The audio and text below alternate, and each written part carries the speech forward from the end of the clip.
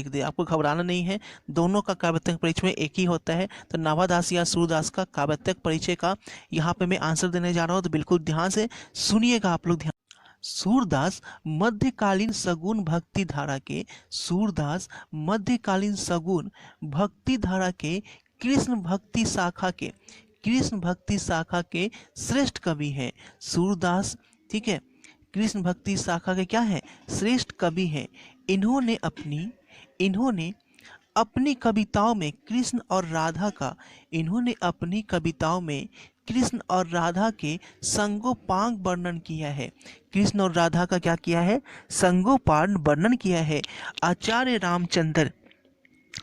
रामचंद्र शुक्ल कहते हैं, आचार्य रामचंद्र शुक्ल कहते हैं कि, ठीक है, आचार्य रामचंद्र शुक्ल कहते हैं कि वात्सल्य और श्रृंगार के क्षेत्रों का जितना अधिक, वात्सल्य और श्रृंगार के क्षेत्रों का जितना अधिक उद्घाटन सूर ने अपनी बंद आंखों से किया है। सूर का मतलब सूरदास, सूरदास ने जितना अपनी बंद आंखों से किया है। क्यों बोला गया बंद आंख, क्योंकि सूरदास का नाम ही इसलिए रखा गया था क्योंकि इनकी आंखों की रोशनी नहीं थी, ठीक है।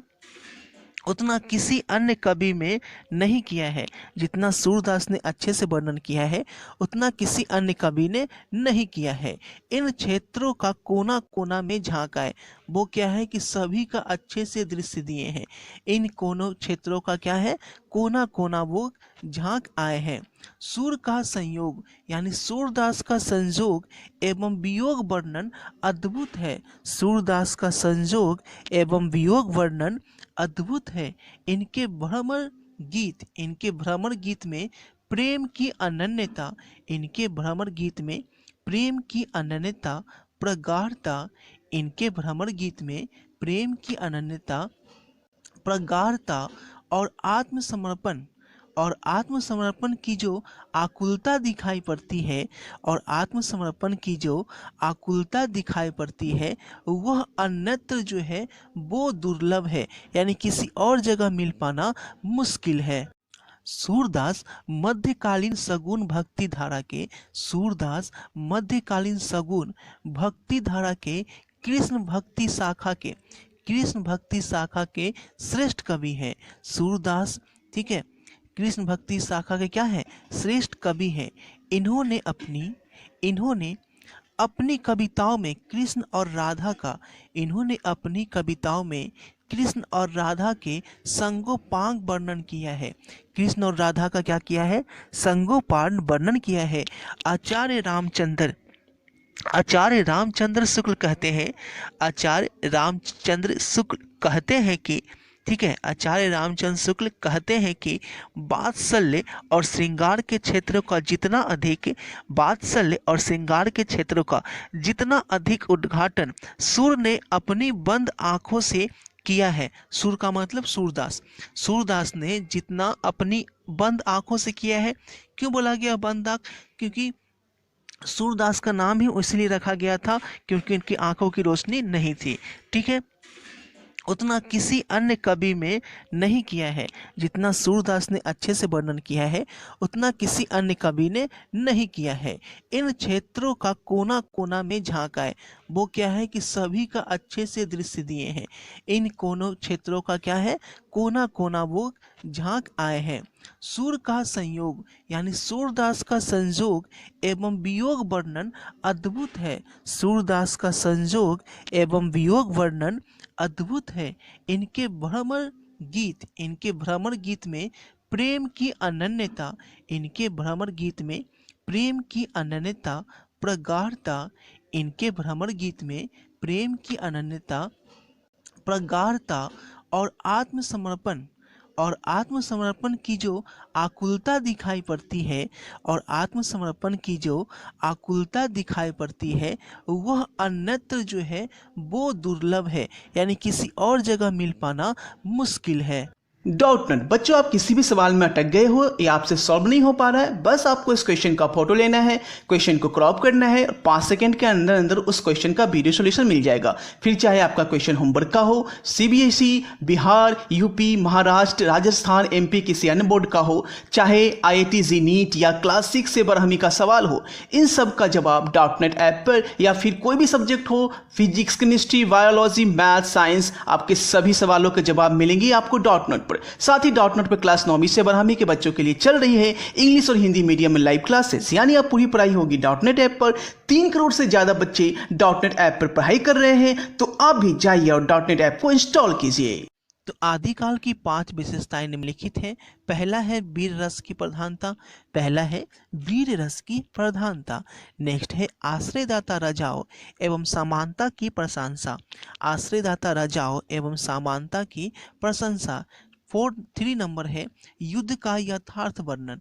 युद्ध का यथार्थ वर्णन। 4 है ऐतिहासिकता का अभाव। ऐतिहासिकता का अभाव। लास्ट नंबर है जनजीवन से संपर्क का अभाव। तो ये हैं आपके आदिकाल की 5 विशेषताएं। नेक्स्ट क्वेश्चन है हार जीत शीर्षक कविता। हार जीत शीर्षक कविता का भावार्थ लिखे। हार जीत शीर्षक कविता का भावार्थ लिखना है आपको। ठीक है, तो वो क्वेश्चन को ले चलता हूँ। ठीक है, आप लोग बिल्कुल ध्यान से वीडियो को सुने।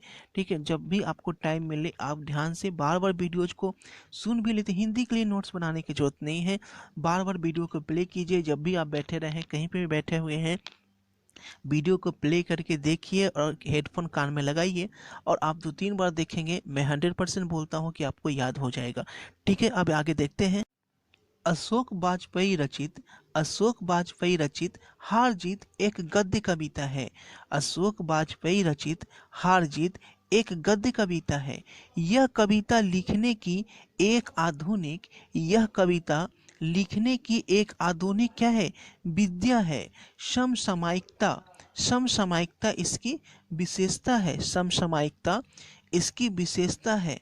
अशोक वाजपेयी हिंदी के एक प्रमुख कवि। अशोक वाजपेयी हिंदी के एक प्रमुख कवि। अशोक वाजपेयी हिंदी के एक प्रमुख कवि, आलोचक, विचारक एवं कला मर्मज्ञ है। अशोक वाजपेयी हिंदी के एक प्रमुख कवि, विचारक एवं कला मर्मज्ञ है। वे संपादक एवं संस्कृति कर्मी भी हैं। वे संपादक एवं संस्कृति कर्मी भी हैं। जीत की विडंबना को हार जीत गद्य कविता प्रकाश में लाती है। जीत की विडंबना को हार जीत गद्य कविता प्रकाश में लाती है। जनता उत्सव मना रही है। सारे शहर में रोशनी की व्यवस्था की जा रही है। सारे शहर में रोशनी की व्यवस्था की जा रही है। सारे शहर में रोशनी की व्यवस्था की जा रही है। जनमत को पता है कि उसकी सेना और रथ विजय प्राप्त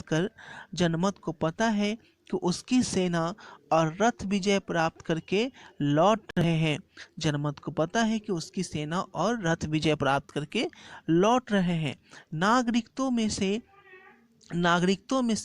ज़्यादातर को पता नहीं है कि किस युद्ध में उनकी सेना और शासक गए थे। नागरिकों में से ज़्यादातर को पता नहीं है किस युद्ध में उनकी सेना और शासक गए थे। युद्ध किस बात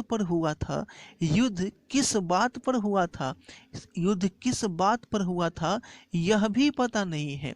यानी किस युद्ध में उनकी सेना और शासक गए थे वो भी पता नहीं है। युद्ध किस बात पर हुआ था वो भी पता नहीं है। देश का दुश्मन कौन है यह भी पता नहीं है। लेकिन सभी नागरिक विजय पर्व मनाने की तैयारी में व्यस्त हैं। नागरिकों को सिर्फ इतना ही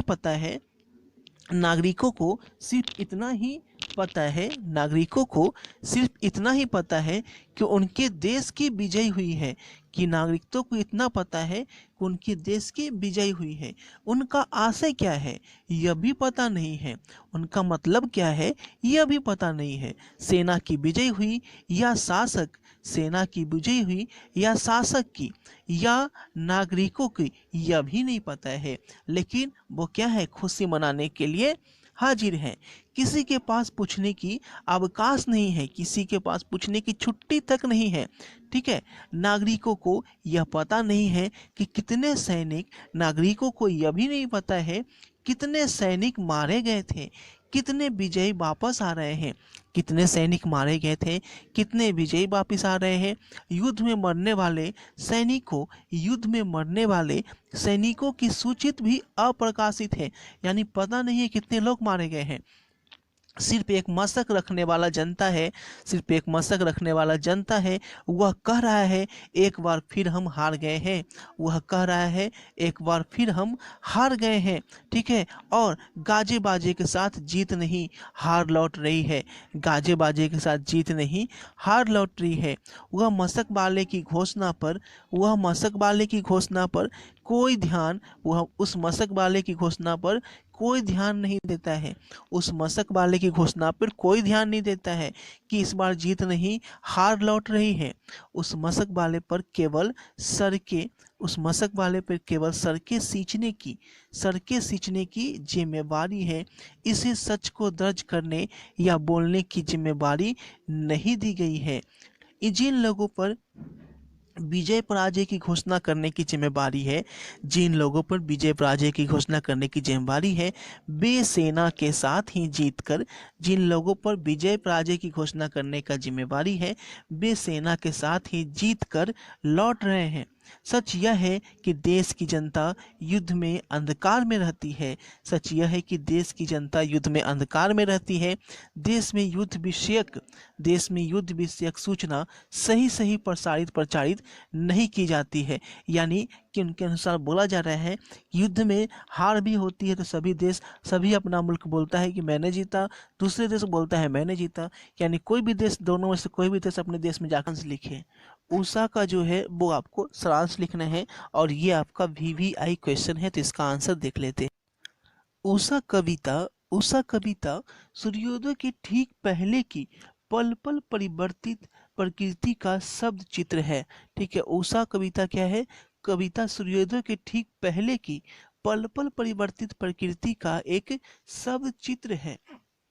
शमशेर बहादुर शमशेर बहादुर शमशेर बहादुर शमशेर बहादुर सिंह ने बिंबों के द्वारा उषा का चित्रण प्रस्तुत किया है। बिंबों के द्वारा उषा का चित्रण प्रस्तुत किया है। कवि ने एक प्रभाववादी चित्रकार की तरह, कवि ने एक प्रभाववादी चित्रकार की तरह उषाकालीन सौंदर्य का चित्रण किया है। कवि ने उषा के सौंदर्य का वर्णन किया है। कवि ने उषा के सौंदर्य का वर्णन किया है।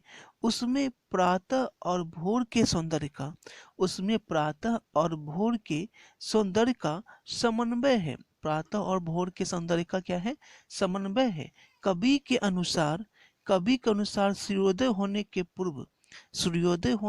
पूर्व उजास के फैलने के अनेक स्तर होते हैं। सूर्योदय होने के पूर्व उजास के फैलने के अनेक स्तर होते हैं, जो परिवर्तित रंगों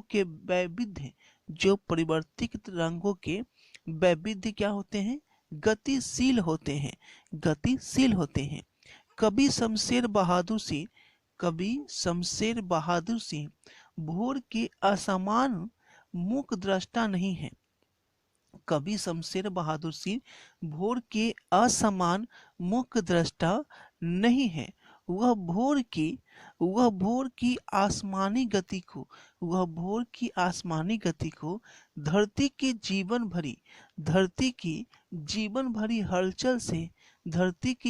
भरी हलचल से जोड़ने वाला सृष्टा भी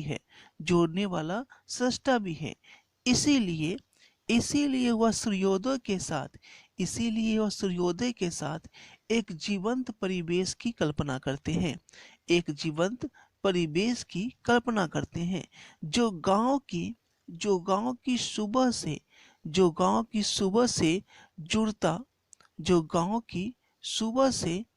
जुड़ता वहाँ सील है। राख से लिपा हुआ चौका है। और है स्लेट की कालिमा पर चौक से रंग मलते, स्लेट की कालिमा पर चौक से रंग मलते, अदृश्य बच्चों के नन्हे हाथ, अदृश्य बच्चों के नन्हे हाथ।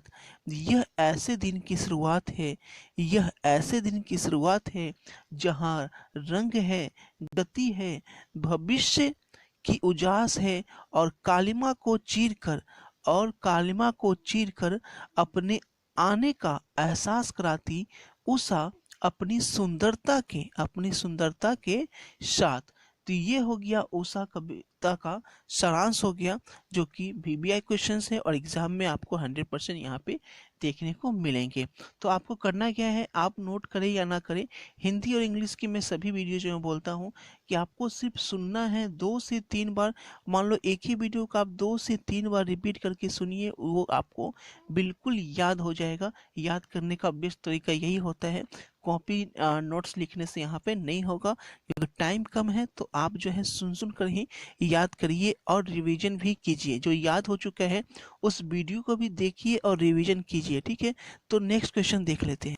नेक्स्ट क्वेश्चन है, पाठ्य पुस्तक में वर्णित दूसरे पद में, पाठ्य पुस्तक में वर्णित दूसरे पद में तुलसी ने अपना परिचय किस तरह दिया है। ठीक है, फिर से क्वेश्चन सुनेंगे। पाठ्य पुस्तक में वर्णित दूसरे पद में तुलसी ने अपना परिचय किस तरह से दिया है। तो इसका आंसर जल्दी से हम लोग देख लेते हैं। तुलसी ने इस पद में अपना परिचय एक भिखारी के रूप में दिया है। तुलसी ने इस पद में अपना परिचय एक भिखारी के रूप में दिया है, जो उनके दरवाजे पर सवेरे से ही रट लगाए हुए है, जो उनके दरवाजे पर सवेरे से ही रट लगाए हुए है। वह भिखारी कहता है मुझे कुछ नहीं चाहिए, वह भिखारी कहता है कि मुझे कुछ नहीं चाहिए, एक और टुकड़े से मेरा काम चल जाएगा, मुझे कुछ नहीं चाहिए, एक और टुकड़े से मेरा काम चल जाएगा। अर्थात हे प्रभु मुझ पर जरा सी कृपा दृष्टि कीजिए, अर्थात हे प्रभु मुझ पे जरा सी कृपा दृष्टि कीजिए, उसी दृष्टि से मैं पूर्ण काम हो जाऊंगा। अर्थात हे प्रभु मुझ पे जरा सा कृपा दृष्टि कीजिए, उसी दृष्टि से मैं पूर्ण काम हो जाऊंगा। यदि आप कहें कि कोई उद्यम क्यों नहीं करता, यदि आप कहें कि कोई उद्यम क्यों नहीं करता, तो इसका कारण है कि इस भयंकर कलयुग में उत्तम उद्यम का दारुण दुर्भिक्ष पड़ गया है। जितने उद्यम और उपाय हैं सभी बुरे हैं, कोई भी निर्विघ्न पूरा नहीं होता, अतः आपसे मांगना ही मैंने उचित समझा है। तुलसी अपनी उद्यमहीनता के लिए अपने आप को दोषी नहीं मानते, बल्कि कलिकाल को ही दोषी ठहराते हैं। उसके लिए वे तर्क देते हैं कि मैंने कृपालु संत समाज से पूछा कि कहिए मुझ उद्यमहीन को कोई भी शरण में लेगा, परंतु संतों की ओर से एक ही उत्तर आया कि एक कौशलपति महाराज श्री रामचंद्र जी ही शरण में रख सकते हैं। मैं जन्म का भूखा गरीब भीख मंगा हूँ। बस अब इस तुलसी के भक्ति रूपी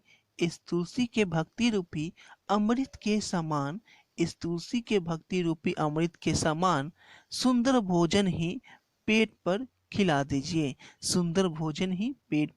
दीजिए। ठीक है, तो ये आपका तुलसीदास का हो गया। बढ़ते हैं अगले क्वेश्चन की ओर। नेक्स्ट वीवीआई क्वेश्चन है, हिंदी शब्द चित्र या रेखा चित्र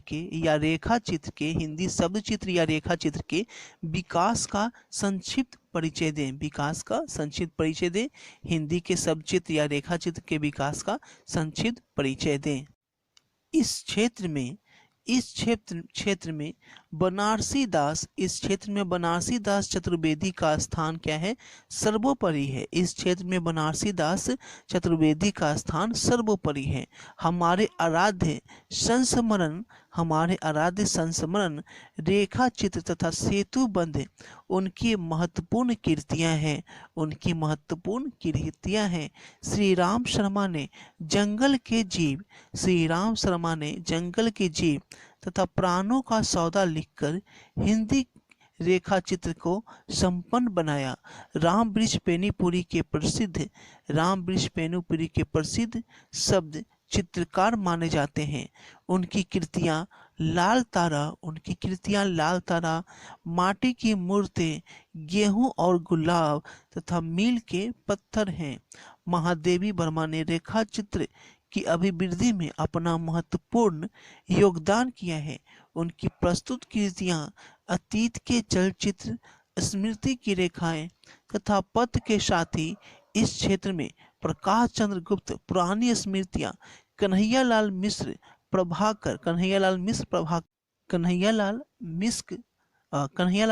प्रभाकर, जिंदगी मुस्काई, शिवपूजन सहाय, बेदीन के लोग तथा हरिवंश राय बच्चन 10 द्वार से सोपान तक, नीर का निर्माण, फिर क्या भूलूं क्या याद करूं, ये हरिवंश राय बच्चन के द्वारा लिखी गई थी। उल्लेखनीय है। तो ये था इसका राइट आंसर। ठीक है, तो यहाँ पे देखते हैं। नेक्स्ट है पुत्र वियोग शीर्षक, और ये भी VBI है।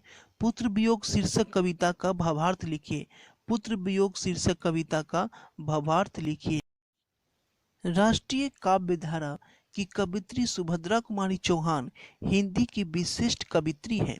पुत्र वियोग शीर्षक कविता में पुत्र के निधन के बाद मां का हृदय में उठने वाली शोक भावनाओं को कवित्री ने अभिव्यक्ति दी है। पुत्र वियोग पर बेनीपुरी जी ने गांधी नामक गद्य लिखा था। करुणा का भाव पैदा करने में कवित्री की यह कविता खरी उतरती है। कविता में अपने बेटे की मौत के बाद शोकाकुल मां के मन में उठने वाला अनेक निराशाजनक तथा असंयमित विचार तथा उससे उपजी विषादपूर्ण मनस्थिति को उद्घाटित किया गया है। कवित्री अपने बेटे के आकस्मिक तथा अप्रत्याशित निधन से मानसिक तौर पर क्या है, अशांत है। वह अपनी अपनी पुरानी स्मृतियों को याद कर क्या है, उद्विग्न है, चिंतित है, कुंठित है।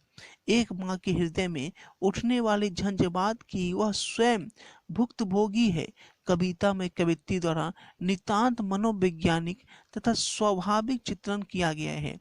वस्तुतः कवित्री ने अपने बेटे की मौत से अपनी दुखिया मां के शोकपूर्ण उद्गारों का स्वाभाविक एवं मनोवैज्ञानिक विश्लेषण किया है। ऐसी भक्ति युक्त एवं मार्मिक प्रस्तुति अन्यत्र दुर्लभ है। महादेवी वर्मा की एक मार्मिक कविता इस प्रकार है, जो माँ के ममता को प्रतिबिंबित करती है। आंचल में है दूध और आंखों में है। होगा तो पत्र तो आप आराम से लिख लोगे, लेकिन अगर एप्लीकेशन आ गया तो एप्लीकेशन भी प्रधानाध्यापक के पास आराम से लिख सकते हो।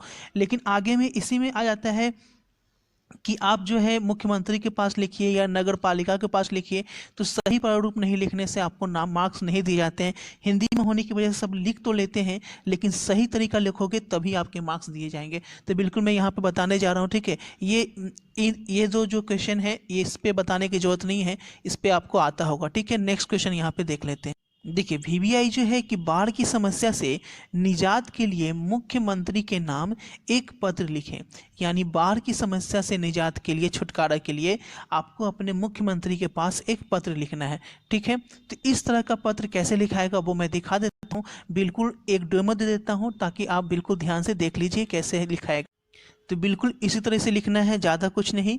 माननीय मुख्यमंत्री बिहार सरकार, आपसे नम्र निवेदन है कि पटना जिले में मुहाने नदी के किनारे कररा गांव, अब देखिए आप कुछ भी लिख सकते हैं ना, कररा गांव में मेरा घर है। यानी आपको इस तरीके से लिखना है। सबसे पहले अपना नाम वगैरह कुछ नहीं लिखना है, आपको लिखना है कि आप किस ज़िले के हैं। ठीक है, और कहाँ पे आपका घर है। ठीक है, घर है यह गांव नदी के किनारे है, क्योंकि बाढ़ को खतरा दिखा रहे हैं तो आपको दिखाना पड़ेगा कि आपका घर गांव जो है वो नदी के किनारे है, तभी तो बाढ़ वहां आ सकती है ना। क्योंकि नदी किनारे रहेगी तभी बाढ़ आएगी। आशंका है कि यह गांव संभावित बाढ़ में जलमग्न हो सकता है। आपसे अनुरोध है कि इस स्थान पर 3 किलोमीटर क्षेत्र में एक बांध बनाने का। अब देखो, कोई भी पत्र लिखते हो मुख्यमंत्री के पास तो बिल्कुल सटीक पत्र लिखा जाता है कि आपका जो बोल रहे हो उसमें जो है सही सटीक होना चाहिए। ऐसा नहीं कि हिंदी में है तो कुछ भी लिख देंगे तो नंबर मिल जाएगा, ऐसा बिल्कुल नहीं है, ठीक है। 3 किलोमीटर क्षेत्र में एक बांध बनाने का आदेश प्रदान करें ताकि आसपास के गांव भी बाढ़ से सुरक्षित हो जाएंगे।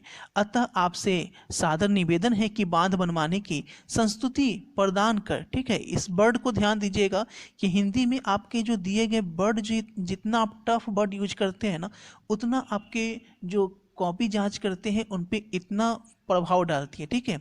संस्तुति प्रदान कर क्षेत्रवासियों को बाढ़ की समस्या से निजात दिलाएं। ऐसा मत लिखना कि प्रिंसिपल के पास जैसे लिख देते हो कि बाढ़ से निजात पाने की कृपा करें, इसके लिए मैं सदा आभारी रहूँगा। ये सब मुख्यमंत्री या नगर निगम के जो लेटर लिखा जाता है उसमें ये सब नहीं लिखा जाता है, ठीक है ना, एप्लीकेशन में। भवदीय, अब यहाँ पे देखिए आपका आज्ञाकारी ये सब मत लिखना, भवदीय लिखना, ठीक है। वो सब प्रिंसिपल वाला में चलता है, आपका आज्ञाकारी छात्र ये सब। यहाँ पे आपको भवदीय लिखना है और अपना एड्रेस, ठीक है, क्योंकि पटना डिस्ट्रिक्ट लिखे हो तो पटना लिख सकते हो, पिन कोड डाल सकते हो और अपना घर कर्रा निवासी पटना, इतना शॉर्ट लिखना है आपको, ज़्यादा कुछ वहाँ पे नहीं लिखना है, ठीक है। और नेक्स्ट भी वीवीआई है पटना नगर निगम, ठीक है। पटना नगर निगम को अपने मोहल्ले की सफाई के लिए शिकायत पत्र लिखिए। पटना नगर निगम को अपने मोहल्ले की सफाई के लिए शिकायत पत्र लिखिए। देखिए, तो नगर निगम में लिखने का तरीका यहाँ पे देखिए कैसे लिखना है आपको। सेवा में स्वास्थ्य अधिकारी, नगर निगम पटना बिहार, ठीक है। पटना लिखेंगे तो बिहार भी लिखेंगे। विषय, मोहल्ले में गंदगी की समस्या। श्रीमान जी, हम कदम कुआं, मैं भी लिख सकते हो आप, मैं कदम कुआं, ठीक है। मैं कदम कुआं के सभी निवासी, ठीक है। अब देखिए यहाँ पे मैं क्यों नहीं लिखा, क्योंकि हम इसलिए लिखा कि एक आदमी यहाँ पे आवेदन नहीं कर रहा है, यहाँ पे जो है पूरे आप जो है आवेदन कर रहे हैं, लेकिन उसमें आपका 10 से 20 आदमी का सिग्नेचर लगेगा। इसलिए यहाँ पे देखिए वर्ड पे चयन होता है, इसलिए मैं की जगह हम लिखें, यानी कि मैं लिख रहा हूँ लेकिन मेरे साथ 10-15 लोगों का सिग्नेचर इसमें है ना। हम कदम कुआं के सभी निवासी अपने मोहल्ले में फैली गंदगी से बेहतर त्रस्त हैं, यानी काफ़ी त्रस्त हैं, ठीक है। वर्ड पर डिपेंड करता है। अब ये नहीं लिखना कि बहुत ज़्यादा मुश्किल में है, बहुत दिक्कत हो रही है, ये सब वर्ड यूज नहीं करना है। हिंदी में अच्छा वर्ड यूज करना है, ठीक है। बेहतर त्रस्त हैं। हमारे हमारे मोहल्ले में हर कोने पर कचरे का अंबार लगा हुआ है, ठीक है। कचरे का अंबार, ढेर नहीं लिखना है, कचरे का ढेर लगा हुआ नहीं लिखना है, कचरे का अंबार लगा हुआ है जिससे काफ़ी कीड़े और मच्छर हमारे घरों जिससे काफ़ी कीड़े और मच्छर हमारे घरों में आने लगे हैं। इन कचरों से बदबू भी काफ़ी आती है, ठीक है। और बहुत लोग बिहारी लैंग्वेज नहीं बोल देना है कि एक बहुत इसमें खराब महकता है, ये सब नहीं लिखना है, ठीक है।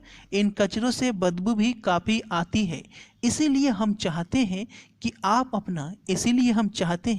कि आप अपना ध्यान हमारे मोहल्ले की ओर आकृष्ट करें। देखिए वर्ड पे डिपेंड करता है, आकृष्ट करें। ये छोटी छोटी बात मैं आपको बता रहा हूँ, ठीक है, जो आपको स्कूल में भी नहीं बताया जाएगा। और इस समस्या का समाधान जल्द निकालें, वरन देखिए वरन न जाने कितनी ही जाने चली जाएगी। वरन का मतलब ना जाने। आपसे अनुरोध है कि शीघ्र ही हमारे मोहल्ले की सफाई करवा दें। धन्यवाद लिख देना है और नीचे में यहाँ पे आपको अपना डेट डाल देना है, ठीक है। जिस डेट में लिख रहे हो नीचे में डालना है और प्रार्थी लिख देना है, ठीक है। प्रार्थी कदम कुआं के सभी निवासी, ठीक है, पटना। कदम कुआं के सभी निवासी पटना, क्योंकि हम लिखे हैं ऊपर में क्या लिखे हैं, हम। कभी भी नगर निगम के पास सिंगल आदमी का लेटर नहीं लिखा जा सकता है। नगर निगम के पास, मुख्यमंत्री के पास, प्रधानमंत्री के पास लिख सकते हो सिंगल आदमी, लेकिन नगर निगम के पास आप जो मोहल्ले के हो उस मोहल्ले के लोग लिखेंगे, ठीक है ना। इस तरीके से ये छोटी छोटी बात आप जो है एप्लीकेशन लिखने में ध्यान देंगे, तभी आपको जो है एप्लीकेशन में फुल मार्क्स मिल पाएंगे, ठीक है। आगे बढ़ते हैं। में आपका 2 VBI है, लेकिन आप जो है चारों इसको याद कर लीजिएगा, ठीक है। ये मैं बता देता हूँ कि शिक्षण शुल्क माफ़ करने के लिए प्रधानाचार्य के पास कैसे लिखा जाता है, क्योंकि प्रिंसिपल का एक भी मैं नहीं बताया हूँ, तो ये भी बता देता हूँ ताकि किसी को वहाँ पे दिक्कत ना हो। और जो फॉर्मेट बता रहा हूँ उसमें लिखोगे तो मार्क्स जो है आपके फुल के फुल मिलेंगे, ठीक है। तो यहाँ पे देखिए ध्यान से, तो यहाँ पे हम लोग लिखेंगे सेवा में प्रधानाचार्य महोदय, ठीक है। अपने स्कूल का नाम लिखेंगे, फिर आपका स्कूल का पता लिख देंगे। विषय शिक्षण शुल्क माफ करने हेतु के संबंध में भी लिख सकते हैं। महाशय सविनय निवेदन पूर्वक कहना है कि, क्योंकि आप बरहमी के हैं तो मैं बरहमी कक्षा का विद्यार्थी हूँ। मैं एक निर्धन परिवार से गरीब नहीं लिखे, क्या लिखेंगे, निर्धन परिवार से ताल्लुक़ रखता हूँ या संबंध रखता हूँ। मेरे पिताजी इतना कम पैसा कमाते हैं कि किसी तरह हमारे घर का खर्च चल पाता है, वे हमारी पढ़ाई लिखाई का बोझ जो है उठा नहीं सकते, ठीक है। देखिए 3 लाइन में कितना अच्छा से लिख दिया गया है। अगर ये सच में लेटर होता तो आपके प्रिंसिपल पे इसका कितना अच्छा असर पड़ता है ना। मैं आपसे प्रार्थना करता हूँ कि आप मेरा शिक्षण शुल्क माफ़ करने की कृपा करें, जिसके लिए मैं सदा जीवन भर आपका आभारी रहूँगा। क्योंकि प्रिंसिपल के पास लिखा जा रहा है तो ये वर्ड लिखना जरूरी होता है कि मैं सदा आपका आभारी रहूँगा। आभारी का मतलब होता है कि मैं आपका कृतज्ञ रहूँगा, ठीक है। अब नीचे लिख देना है आपका आज्ञाकारी छात्र या आपका आज्ञाकारी शिष्य, अपना नाम, ठीक है, और एड्रेस लिख लेना है, ठीक है। और नीचे यहाँ पे धन्यवाद लिखते हुए आपको नीचे में धन्यवाद लिख देना है। धन्यवाद लिखने के बाद नीचे जो है वो डेट की एप्लीकेशन की तारीख डाल देनी है धन्यवाद के नीचे, ठीक है, लेफ्ट हैंड साइड में, ठीक है। नेक्स्ट जो आपको बताने जा रहा हूँ वो है आपका बसंत ऋतु, और ये आपका VBI निबंध है। ऋतुएं तो अनेक है लेकिन बसंत की सज धज निराली होती है, ठीक है। आई थिंक ये आपको लिखाना कोई जोड़ी नहीं होगा, बसंत ऋतु में बता दिया हूँ, इतना ही आप लोगों के लिए काफ़ी। आप स्क्रीनशॉट ले लीजिए, है ना, क्योंकि अगर लिखाऊँगा तो बहुत ज़्यादा टाइम लग जाएगा वीडियो में। आप ये तो आप खुद से भी लिख सकते हो बसंत ऋतु का। ऐसे मैं धीरे धीरे स्क्रॉल डाउन कर रहा हूँ, आप स्क्रीनशॉट ले लीजिए, आपके मोबाइल में आ जाएगा, ठीक है। स्क्रीनशॉट ले लीजिए, ठीक है। आई थिंक स्क्रीनशॉट ले लिए होंगे। तो बसंत ऋतु हो गया, ठीक है। नेक्स्ट देख लेते हैं। नेक्स्ट है आपका नशा उन्मूलन। शराबबंदी जो है वो आपका 2020 के एग्जाम में आ चुका है, ठीक है। नशा उन्मूलन भी आपका VBI, अगर शराबबंदी भी आता है तो आप इस तरीके से लिख सकते हो, ठीक है। नशा मनुष्य और मनुष्यता का नाश कर देता है, ठीक है। नशाग्रस्त व्यक्ति होश खो देता है, बेहोशी में वह आनंद का अनुभव करता है। कभी कभी क्या होता है, वह सड़कों पर लुढ़क जाता है और कभी कभी तो मारपीट पर उतर आता है। आखिर क्यों करते हैं लोग नशा आदत बन जाती है। नशाखोर अपने को भुलाना चाहता है, वह तनाव मुक्ति चाहता है। नशाखोर मानसिक आनंद चाहता है, वह बोर्नर की कला नेत्रगत करना चाहता है। वह अज्ञानता में रहना चाहता है, वह अशिक्षा को गले लगाना चाहता है। बदनामी से उसे डर नहीं लगता है। नशा उन्मूलन आज आवश्यक हो गया है, लेकिन शहरीकरण से नशाखोरी और भी बढ़ रही है। गांव के लोग भी पीने खाने लगे हैं। नवयुवकों को यदि यह बीमारी लग गई तो उनका भविष्य चौपट हो जाता है। अतः नशा उन्मूलन की दवाइयाँ खाकर इस रोग को दूर करना होगा। सरकार टैक्स के लोभ में इन रोग कार्यक्रमों को बढ़ावा नहीं दे पाती, गरीबों का घर नष्ट हो जाता है। अतः नशा उन्मूलन से हमारे देश की वास्तविक उन्नति होगी। और इसी में बिहार जो में है, जो आपका नशाबंदी हुआ है, जिसका बहुत लोग विरोध भी करते हैं, लेकिन मेरे ख्याल से नशा मुक्ति होना ही चाहिए। पूरे भारत में नशा मुक्ति होना चाहिए, क्योंकि नशा उन्मूलन से ही कोई देश जो है वास्तविक उन्नति करता है। लेकिन टैक्स इतनी ज़्यादा है, लॉकडाउन में आप लोग देखे होंगे कि दारू भी बेची गई थी, दारू की दुकानें खोली गई थी, क्योंकि सरकार को टैक्स चाहिए, ठीक है। तो टैक्स के लिए सरकार बेचवाती है। लेकिन यहाँ पे आपको इस तरीके से आपको निबंध लिखना है, तो आप इस तरीके से लिखेंगे तो आपको पूरे अच्छे मार्क्स यहाँ पे देखने को मिले। नेक्स्ट आपका है वीपीआई बेरोजगारी। आज भारत के सामने अनेक समस्या चट्टान बनकर प्रगति का रास्ता जो है वो रोके हैं। उनमें से एक समस्या है बेरोजगारी। महात्मा गांधी ने इस समस्याओं को, ठीक है, समस्या कहा था। योग्यता के अनुसार काम न होना, योग्यता के अनुसार काम का न होना। भारत में मुख्यतः 3 प्रकार की बेरोजगारी है। एक वे जिनके पास आजीविका का कोई साधन नहीं है, वे पूरी तरह क्या है, पूरी तरह खाली हैं। दूसरे जिनके पास कुछ समय काम होता है परंतु मौसम या काम का समय समाप्त होते हैं, बेकार हो जाते हैं, ये आंशिक बेरोजगार कहलाते हैं। और तीसरे जिन्हें योग्यता के अनुसार काम नहीं मिलता, यानी जैसे कोई इंसान जो है एमए करके रिक्शा चला रहा है या बीए करके पकौड़ा बेच रहा है, तो ये बेरोजगारी ही कहलाएगी, ये भी बेरोजगारी में ही आता है, जिसे हम लोग आंशिक बेरोजगारी कहते हैं। ठीक है, इस देश में रोजगार देने की जितनी योजना बनती है वे सब अत्यधिक जनसंख्या बढ़ने के कारण बेकार हो जाती है। एक अनार 100 बीमार वाली कहावत यहाँ जो है पूरी तरह चरितार्थ होती है। बेरोजगारी का दूसरा कारण है युवकों में बाबागिरी का होड़, युवकों में बाबागिरी की होड़। नवयुवक हाथ का काम करने में अपना अपमान समझते हैं। विशेषकर पढ़े लिखे जो युवक हैं दफ्तरी जिंदगी पसंद करते हैं। इस कारण बेरोजगार कार्यालय की धूल जो है वो भागते रहते हैं। हमारी शिक्षा प्रणाली नित्य बेरोजगारी पैदा करती जा रही है। व्यावसायिक प्रशिक्षण की कमी है, व्यावसायिक प्रशिक्षण का हमारी शिक्षा में अभाव है। चौथा कारण है गलत योजना सरकार को, यानी गलत योजनाएं। सरकार को यहाँ पर चाहिए कि वह लघु उद्योगों को प्रोत्साहन दे। मशीनीकरण को उसी सीमा तक बढ़ाया जाना चाहिए,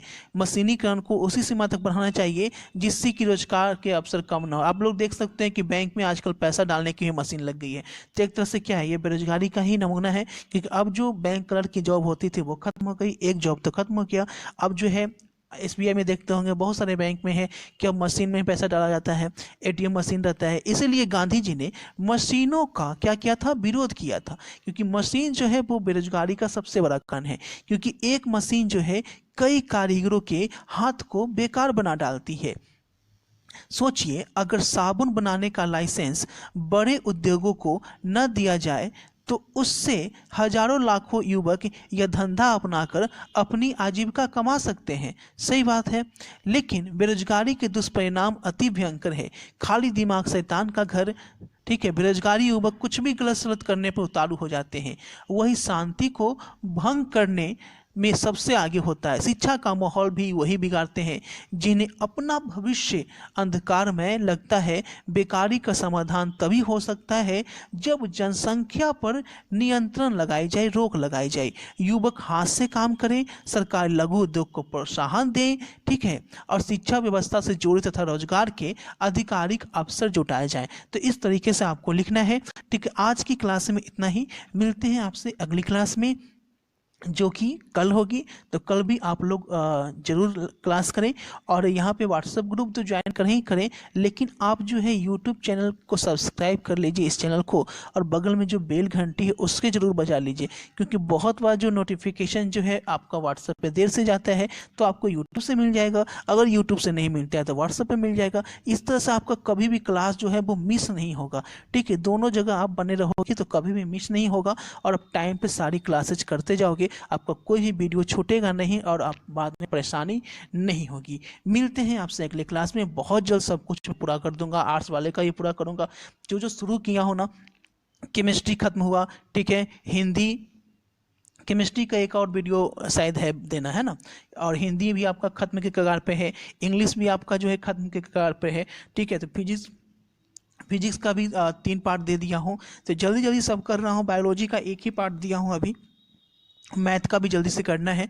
तो आप लोग जो है जितना जल्दी आप लोग पढ़ें, और जैसा कि आप लोग को बता रहा हूँ कि सब कुछ यहाँ पे कराया जा रहा है, और अपने तरफ से आप लोग तैयारी भी पूरी रखें। ठीक है ना, सब कुछ जो सुबह की वीडियो में बताया था कि कैसे तैयारी करना है, वो वीडियो नहीं देखे हैं तो डिस्क्रिप्शन में नीचे लिंक है, वो भी जाके देख लीजिए कि बिहार बोर्ड क्वेश्चन कहाँ से देता है। इसका मैं वीडियो बनाया था, तो अगर आप नहीं देखें कि बिहार बोर्ड क्वेश्चन कहाँ से सेट करता है तो नीचे डिस्क्रिप्शन में लिंक दिया गया है, जाकर अभी देख लीजिए कि क्वेश्चन कहाँ से सेट होता है और 2021 में क्वेश्चन कहाँ से आएगा।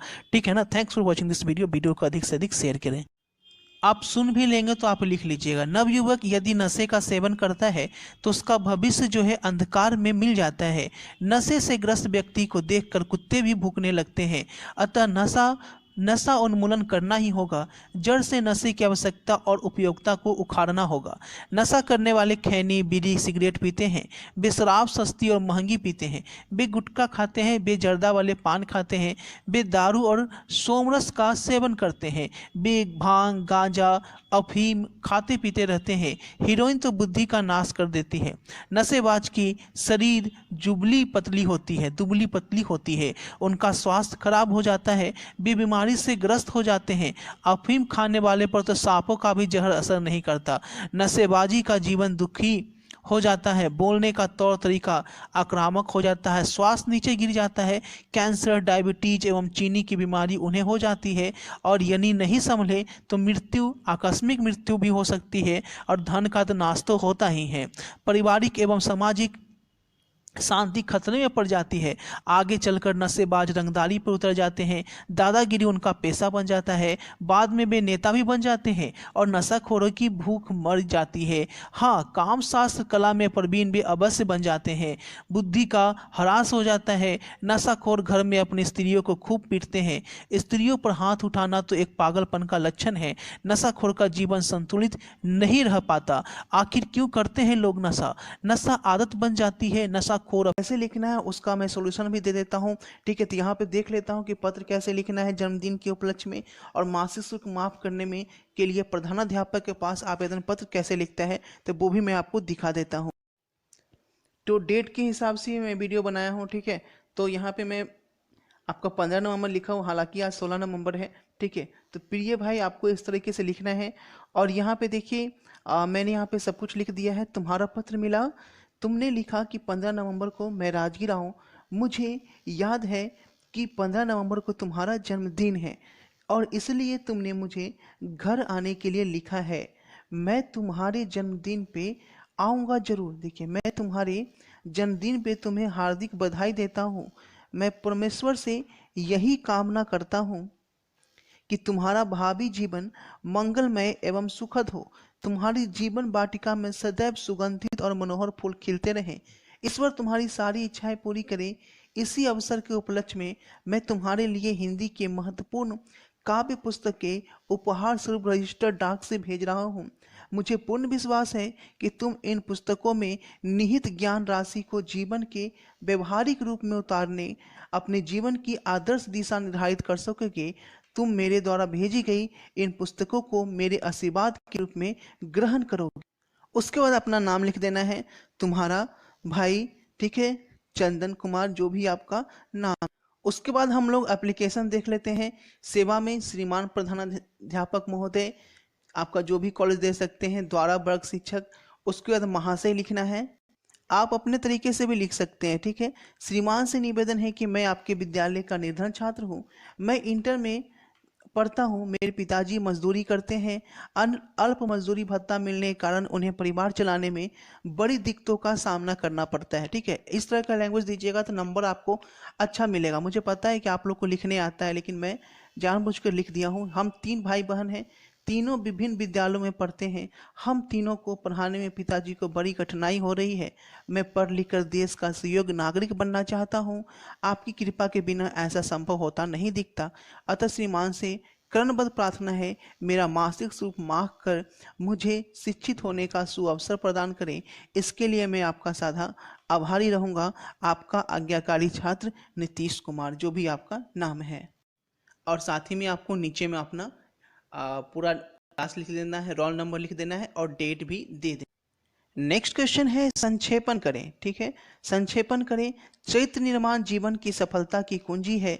जो मनुष्य अपने चरित्र की ओर ध्यान देता है, ठीक है, जो मनुष्य अपने जो मनुष्य अपने चरित्र की ओर ध्यान देता है वही जीवन क्षेत्र में विजयी होता है। चरित्र निर्माण से मनुष्य के भीतर ऐसी शक्ति का विकास होता है जो उसे जीवन संघर्ष में विजयी बनाती है। ऐसी शक्ति में वह जीवन के प्रत्येक क्षेत्र में सफलता प्राप्त करता है। वह जहाँ कहीं भी जाता है अपने चरित्र की शक्ति से अपना प्रभाव स्थापित कर लेता है। उसे देखते ही लोग उसके व्यक्तित्व के सम्मुख नतमस्तक हो जाते हैं। उसके व्यक्तित्व में सूर्य का तेज, आंधी की गति और गंगा के प्रवाह की अबाधता होती है। इसका संक्षेपण कैसे करेंगे, इसका ही मैं आंसर दे। तो संक्षेपण में आपको ध्यान रखना है कि पहले तो शीर्षक का नाम लिखना रहता है, तो शीर्षक का नाम लिखेंगे और जितना वर्ड है उतना काउंट कर लिया जाता है। तो देखिए काउंट करने पे टोटल वर्ड कितने हो गए, 101। और 101 को अगर 3 से भाग दीजिएगा तो ये आपका 30 और 33 के आसपास जाएगा। ठीक है, तो मान लीजिए 33 वर्ड हो गया, 33 या 99, 33 पॉइंट समथिंग आ जाएगा। तो आपको 1/3 शब्दों में ही लिखना रहता है। 1-2 शब्द ज़्यादा हो जाए तो कोई दिक्कत नहीं है, इसलिए यहाँ पे लिखा गया है कितने शब्दों में, 34 शब्दों में। और उसके बाद पढ़कर एक टाइटल आपको दे देना है। तो शीर्षक यहाँ पे दे दिया गया है चरित्र का महत्व, चरित्र का। तो चरित्र निर्माण में मनुष्य में संघर्ष शक्ति आती है। चरित्र के माध्यम से ही व्यक्ति जीवन में सफल और विजयी होता है। चरित्रवान अपनी अबाध प्रगति से सबको प्रभावित करता है तथा सभी उसके सामने नतमस्तक होते हैं। तो इस तरीके से ही आपको संक्षेपण करना है। नेक्स्ट है यहाँ पे सही जोड़े का मिलान कीजिए। ठीक है, सही जोड़े का आपको मिलान करना है। यहाँ पे आपको दिया गया है और इसके सामने मिलान करना है। तो इसको डायरेक्ट मैं आंसर के पास ले जाता हूँ। आप लोग स्क्रीनशॉट भी यहाँ पे ले सकते हैं। पृथ्वी का हो जाएगा नरेश सक्सेना, बोधा सिंह हो जाएंगे उसने कहा था, कवितावली का तुलसीदास और कमायनी का जयशंकर प्रसाद। ठीक है, ये आपका सही मिलान हो गया और इसे आप लोग याद कर लीजिएगा और ये आज का VVI। नेक्स्ट है आपका किसी एक विषय पर निबंध लिखें। पहला आपका है आपका प्रिय त्योहार, आपके प्रिय कवि, इंटरनेट से लाभ एवं हानि। ठीक है, तो इससे मैं VVI तो नहीं बोल रहा हूँ, लेकिन इसे आप लोग नोट जरूर कर लीजिएगा। ठीक है, ठीक है। कभी कभी होता है कि कोई टॉपिक आपको लिखना तो एक ही है, हो सकता है आपका प्रिय त्योहार आ जाए। ठीक है, तो यहाँ पे इसे भी जरूर नोट कर लेना। मैं तो बोलूँगा सबको नोट करना, ठीक है, लेकिन कुछ लोग शॉर्ट में भी शॉर्ट चाहते हो तो देखिए शॉर्टकट थोड़ा रिस्क होता है, इसलिए मैं जितना दे रहा हूँ पूरा आप लोग नोट करके गर्दा करके याद कीजिए। ठीक है, और अपने दोस्तों के साथ भी शेयर कीजिए। और एक चीज़ मैं और बताना चाहता हूँ, अगर आप नोट्स बना लेते हैं, ठीक है, तो प्लीज़ उस नोट्स को शेयर ना करें। प्लीज़ आप लोगों से रिक्वेस्ट है, हाथ जोड़कर रिक्वेस्ट है, अगर आप नोट्स बना रहे हैं तो उसे अपने पास रखें, अपने दोस्तों के साथ या अपने किसी शिक्षक के साथ वो नोट्स को शेयर ना करें। शिक्षक उसे उसका यूज कर सकते हैं, इसलिए आप लोगों से वही रिक्वेस्ट है, अपनी नोट्स को अपने पास रखें। कोई आपसे नोट्स मांगे तो आप बोलिए, उस चैनल पर जाके क्लास कीजिए, अपने नोट्स दोस्तों के साथ शेयर ना करें। ये आप लोगों से हाथ जोड़कर रिक्वेस्ट। आई थिंक इसका आंसर देना जरूरी भी नहीं है। प्रिय त्योहार तो आप लिख ही सकते हो, जरूरी नहीं कि जो मैं बताऊं वो लिख सकते हो। दशहरा दिवाली हाल ही में ख़त्म हुआ है, अब दिवाली पे लिख सकते हो। प्रिय कवि पे कोई भी कवि आप हिंदी के लिख सकते हैं, तुलसीदास, कुछ भी लिख सकते हैं। इंटरनेट से क्या लाभ है और क्या हानि है आप खुद लिख सकते हैं कि इंटरनेट से जहाँ लाभ है वहीं इंटरनेट से हानि भी है। इंटरनेट से लोग बच्चे पढ़ते हैं, ये भी एक लाभ है। आज आप यूट्यूब पे क्लास कर रहे हैं, ये भी इंटरनेट का ही लाभ है। जियो नहीं होता तो या इतना सस्ता इंटरनेट नहीं होता तो आप आई थिंक आप क्लास नहीं कर रहे होते। ठीक है, नेक्स्ट है आपका सप्रसंग व्याख्या करें, यानी कि इसका व्याख्या करना है। आशामयी लाल किरणों से अंधकार चरी चिरता सा मित्र का स्वर्ग एक, जन जन का एक मित्र है। ये सप्रसंग आपको व्याख्या करना है। इसका आंसर मैं यहाँ पे दे दे। ये रहा आपका आंसर। प्रस्तुत काव्यांश हमारी पाठ्य पुस्तक में संकलित जन जन का चेहरा एक शीर्षक कविता से लिया गया है। इसके रचयिता प्रसिद्ध मार्क्सवादी कवि गजानन माधव मुक्तिमोधक कवि ने लाल लाल किरणों का प्रयोग करके समाजवाद के अर्थ में किया है। आज की दुनिया आर्थिक विषमता और शोषण का अंधकार छाया हुआ है। कवि आशान्वित है कि समाजवाद के प्रसार से ही वह अंधकार दूर कर सकेगा। समाजवाद रूपी तीव्र आलोक के विश्व में फैले आर्थिक वैषम्य और शोषण तथा अन्याय के अंधकार को काटने में समर्थ है। कवि आशा करता है कि इस अंधकार के समाप्त होते ही सर्वत्र स्वर्गिक शांति विराजमान हो जाएगी। वर्ग संघर्ष समाप्त हो जाएगा, सर्वहारा वर्ग का राज स्थापित हो जाएगा। कभी कहता है कि मार्क्सवाद ही शोषितों का मित्र है, समाजवाद ही विश्वव्यापी अन्याय और शोषण के अंधकार को मिटाकर नए समाज की रचना कर सकता है, जिसमें सब समान होंगे, सबको समान अधिकार होंगे और सब सुखमय जीवन व्यतीत कर सकेंगे। ठीक है, तो ये हो गया इसका। तो नेक्स्ट क्वेश्चन जो है उसका भी आपको सप्रसंग ही व्याख्या करना है। तो क्वेश्चन है, ध्यान से देखिएगा, जिन पर है वे सेना के साथ ही जीत कर लौट रहे हैं। ठीक है, फिर से देख लीजिए, जिन पर है वे सेना के साथ ही जीत कर लौट रहे हैं, इसका आपको सप्रसंग व्याख्या करना है।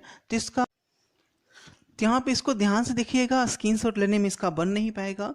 प्रस्तुत सार गर्भित वाक्य हमारी पाठ्य पुस्तक में संग्रहित हार जीत शीर्षक गद्य कविता से लिया गया है और ये VVI है। ठीक है, इसके रचनाकार हिंदी के प्रसिद्ध गद्यकार एवं कवि अशोक वाजपेयी हैं।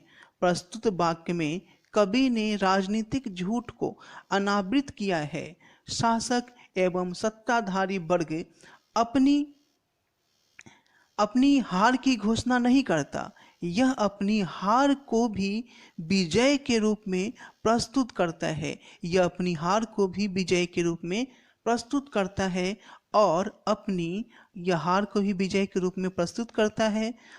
अपनी प्रजा को भ्रम में रखता है। प्रज्ञा तो समझती है कि शासक की जीत हुई है, पर वास्तविकता दूसरी होती है। शासक अपनी हार को जश्न के माध्यम से प्रजा तक जीत के रूप में प्रस्तुत करता है। फिर से सुनिएगा, शासक अपनी हार को जश्न के माध्यम से प्रजा तक जीत के रूप में प्रस्तुत करता है और उसे यह स्वीकार करने पे मजबूर करता है कि वह बलवान तथा समर्थ है और उसकी कभी पराजय नहीं हो सकती। और लास्ट लाइन है, प्रस्तुत वाक्य काव्यात्मक व्यंग का उत्कृष्ट निदर्शन है। पहला क्वेश्चन है आपका, गैंग्रीन क्या है, भ्रष्टाचार की जड़ क्या है, कबीर ने भक्ति को कितना महत्व दिया। ठीक है, तुलसीदास को किस वस्तु की भूख है, बिस्की मानक को लड़ाई में क्यों भेजती है और बजीरा सिंह कौन है। तो यहाँ पे मैं एक एक क्वेश्चन करता हूँ और ये भी बताता चलता हूँ कौन आपका VVI है, तो बिल्कुल सभी को नोट करना यहाँ पे शुरू कीजिए। यहाँ पे देखिए, गैंग्रीन क्या है, तो गैंग्रीन एक प्रकार का रोग है जिसमें पैर में गहरा घाव हो जाता है और फैलता है। ठीक है, और भ्रष्टाचार की जड़ क्या है, तो भ्रष्टाचार की जड़ रिश्वत है, लोभ है और लालच है। कबीर धर्म के लिए भक्ति को अनिवार्य समझते हैं। कबीर धर्म के लिए किसको अनिवार्य समझते हैं, तो भक्ति को। और ये कबीर वाला क्वेश्चन जो है वो VVI है और भ्रष्टाचार वाला है। नेक्स्ट है, तुलसीदास राम जो है, जो क्वेश्चन बताया उसका आंसर क्या होगा, राम भक्ति के भूखे हैं। तुलसीदास राम के समक्ष समर्पण करने वाले कवि हैं और वे भक्ति की भीख मांगते हैं और ये भी आपका VVI है। नेक्स्ट है, माँ बिस्नी अपने बेटे को लड़ाई में कुछ कमाने हेतु भेजती है। ठीक है, इसका क्वेश्चन पहले आपको दिखा देते हैं। इसमें क्वेश्चन था, बिस्नी मानक को लड़ाई में क्यों भेजती है, इसी का आंसर दे रहा हूँ।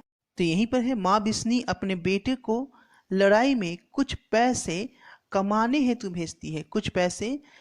हेतु भेजती है ताकि मुन्नी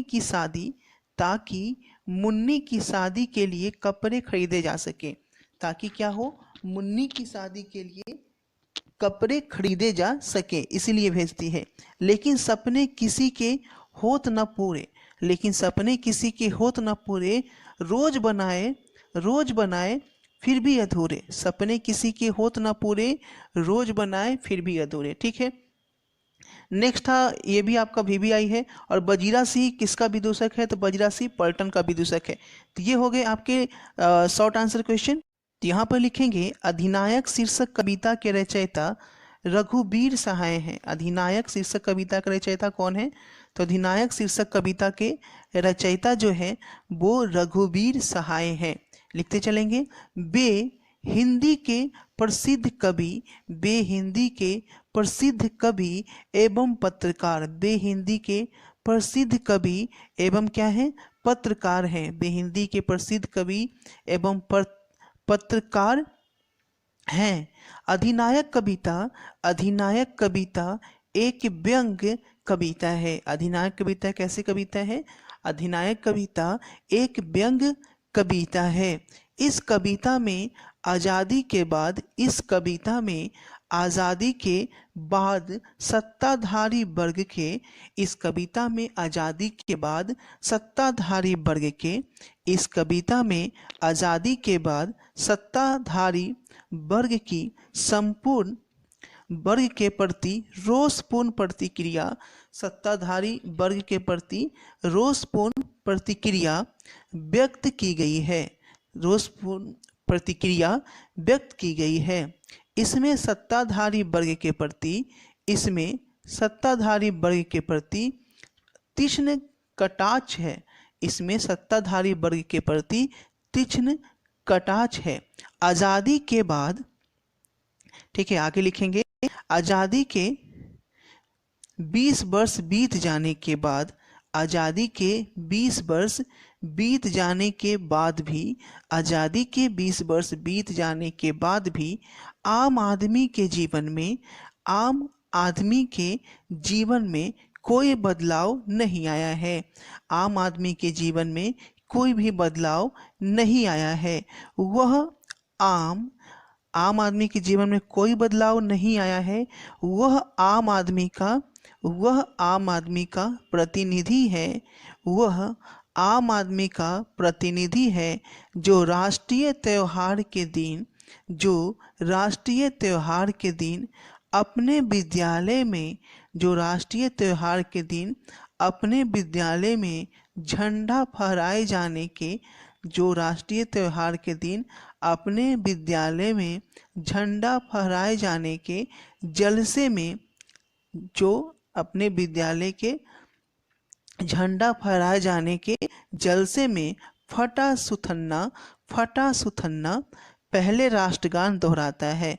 फटा सुथन्ना पहले राष्ट्रगान दोहराता है, जिसमें इस लोकतांत्रिक, जिसमें इस लोकतांत्रिक व्यवस्था में भी, जिसमें इस लोकतांत्रिक व्यवस्था में भी न जाने, इस लोकतांत्रिक व्यवस्था न जाने किस अधिनायक का गुणगान किया गया है। इस लोकतांत्रिक व्यवस्था में भी न जाने किस अधिनायक का गुणगान किया गया है।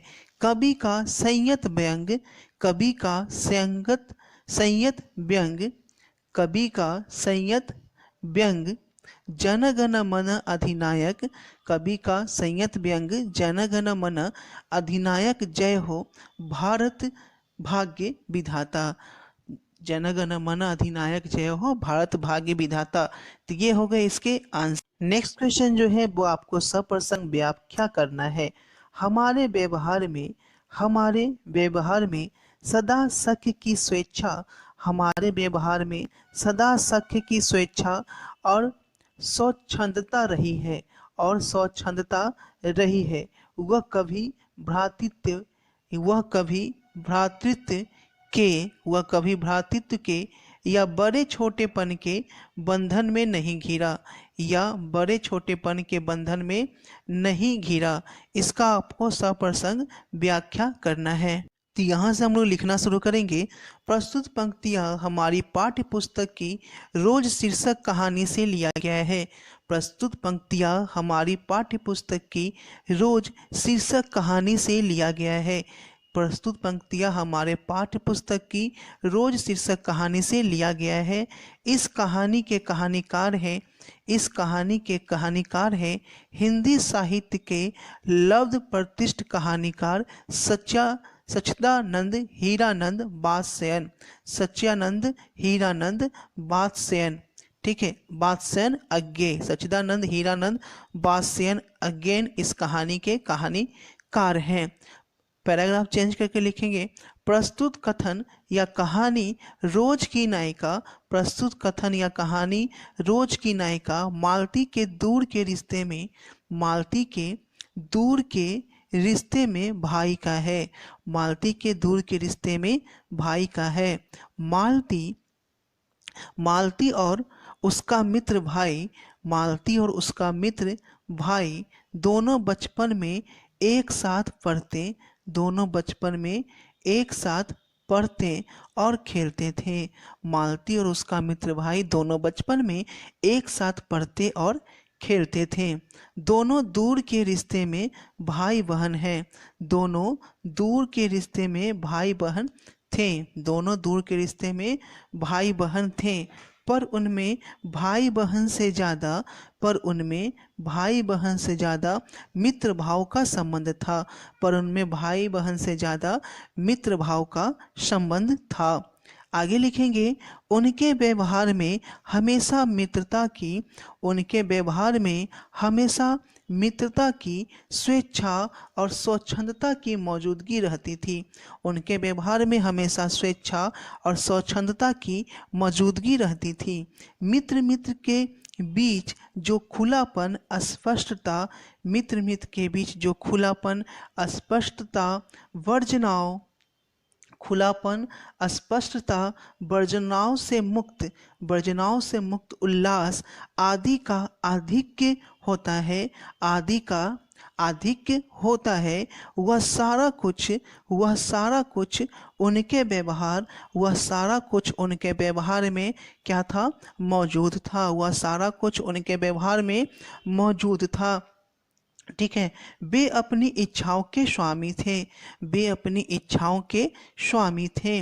व्यवहार में सामाजिक मर्यादाओं, व्यवहार में सामाजिक मर्यादाओं से अलग अपने मित्र, व्यवहार में सामाजिक मर्यादाओं से अलग अपने मित्र संबंध की, अपने मित्र संबंध की मर्यादाओं के अनुपालन करता थे, अपने मित्र संबंध की मर्यादाओं के अनुपालन करता थे।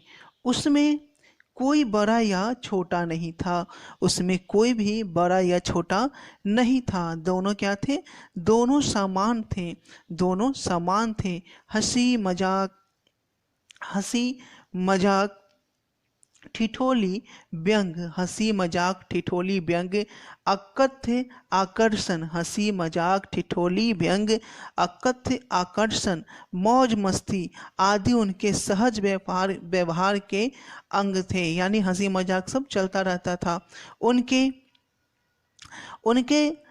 पारस्परिक व्यवहार में रिश्ता का कोई बंधन नहीं था, उनके पारस्परिक व्यवहार में रिश्ता का कोई बंधन नहीं था, रिश्ता का कोई बंधन नहीं था। समाज उन्हें भाई बहन समझता था, समाज उन्हें भाई बहन समझता था, पर मित्र भाव से पर वे लोग क्या थे, मित्र भाव से जुड़े हुए थे, पर मित्र भाव से जुड़े हुए थे। दोनों में एक दूसरे के प्रति, दोनों में एक दूसरे के प्रति, दोनों में एक दूसरे के प्रति भाव का सहज आकर्षण था, दोनों में एक दूसरे के प्रति भाव का सहज आकर्षण था। ये देखिए एग्ज़ाम में आपको ये भी आई है, और एग्ज़ाम में आपको ऑब्जेक्टिव में 1 नंबर में ऐसे पूछा जाएगा कि इसके इस कविता को कौन लिखे हैं या इसके राइटर कौन हैं। ठीक है, तो रोज के यहाँ पे मिलान करना है, तो रोज के लिए यहाँ पर इसका राइट आंसर हो जाएगा, रोज क्या है, एक कहानी है, रोज क्या है, एक कहानी है। अगर क्वेश्चन आए रोज क्या है तो क्या डालेंगे, एक कहानी है। नेक्स्ट है आपका हर चरण। ठीक है, नेक्स्ट है आपका हर चरण, तो हर चरण, ठीक है, हर चरण, हर चरना, हर चरना के लिए क्या होगा, अधिनायक, हर चरना के लिए क्या हो जाएगा, अधिनायक। रोज के लिए क्या हो गया, एक कहानी है। नेक्स्ट है आपका कमायनी, नेक्स्ट है आपका कमायनी, कमायनी के कौन है, जयशंकर प्रसाद, कमायनी के जयशंकर प्रसाद। और आपका नेक्स्ट है आपका भगत सिंह, भगत सिंह क्या है, एक लेख, एक लेख एवं पत्र है, भगत सिंह क्या है, एक लेख एवं पत्र है। नेक्स्ट है आपका शिक्षा। तो शिक्षा के लिए क्या हो जाएगा, सबसे लास्ट में ऊपर जो बच गया वो उसका राइट आंसर हो जाएगा शिक्षा का जे कृष्ण मूर्ति। जे कृष्ण मूर्ति एक बार फिर से मिला देता हूँ। रोज के लिए, ठीक है, रोज के लिए एक कहानी है, हरचरना क्या है, ठीक है, अधिनायक है, कमायनी क्या है, जयशंकर प्रसाद, और भगत सिंह क्या है, तो एक लेखक एवं पत्र। ठीक है, तो ये इसका राइट आंसर हो गया। आप यहाँ से स्क्रीन का लघु उत्तरीय प्रश्न। तो पहला क्वेश्चन है, जमादार लहना सिंह ने जर्मन लप्टन को क्या करते हुए देखा, और ये आज का VBI क्वेश्चन है। तो फिर से बोल देते हैं, जमादार लहना सिंह ने जर्मन लप्टन को क्या करते हुए देखा। ठीक है, तो और सेकंड क्वेश्चन है, आंसर भी दे देंगे, पहले क्वेश्चन देख लेते हैं। सेकंड क्वेश्चन है, संपूर्ण क्रांति का लक्ष्य क्या है, संपूर्ण क्रांति का लक्ष्य क्या है। थर्ड क्वेश्चन है, करबक के कवि की सोच क्या है, करबक के कवि की सोच क्या है। और फोर्थ क्वेश्चन है, नारी की पराधीनता कब से आरंभ हुई। तो 4 क्वेश्चन यहाँ पे अति लघु में दिया गया है।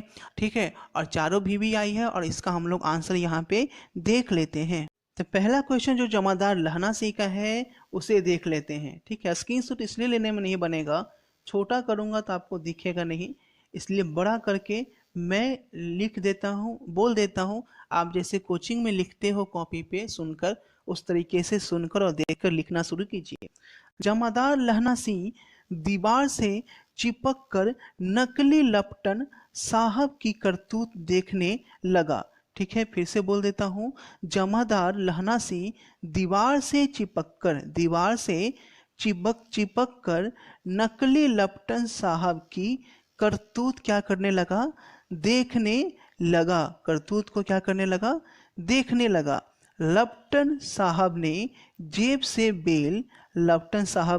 से बेल के बराबर 3 गोले निकाले, बेल के बराबर 3 गोले निकाले। तीनों को खंदक की दीवारों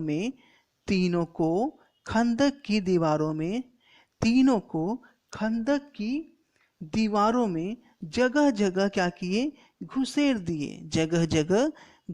दिए, और तीनों में एक तार सा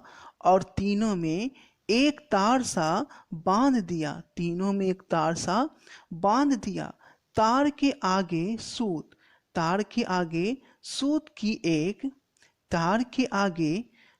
की एक गुत्थी थी, सूत की एक क्या थी, गुत्थी थी। उसको उसने सिगरी के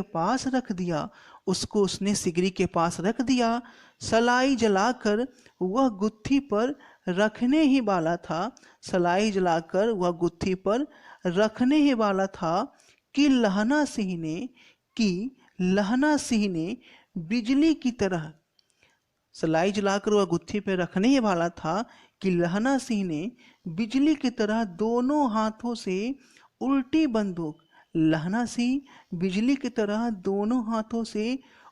बंदूक को उठाकर उसकी कोहनी पर तान कर दे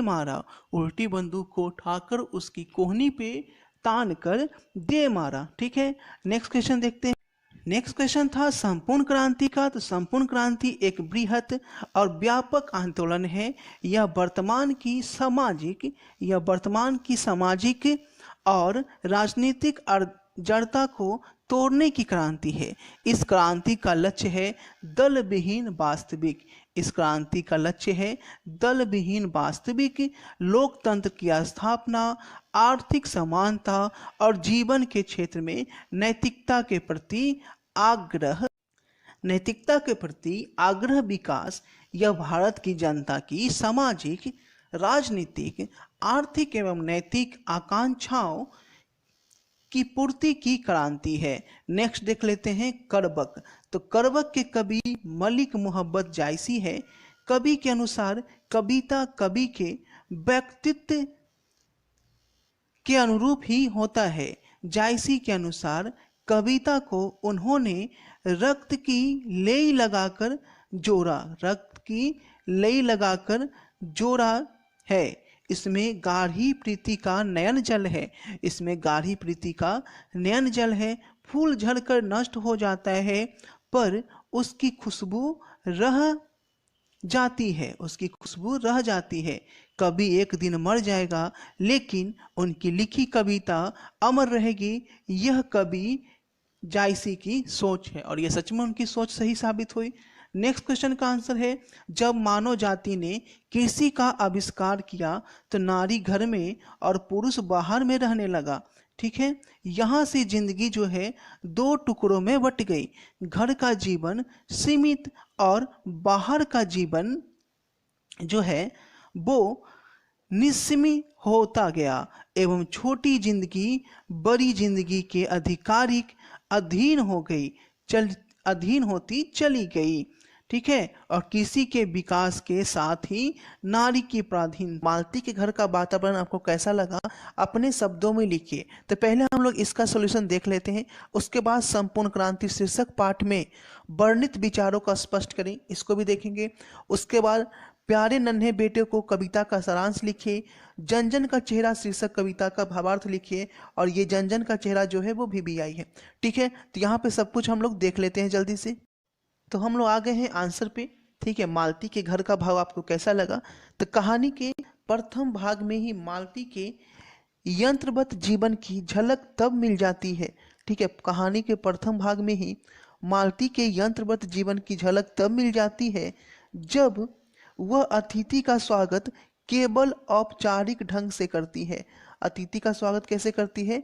केवल औपचारिक ढंग से करती है।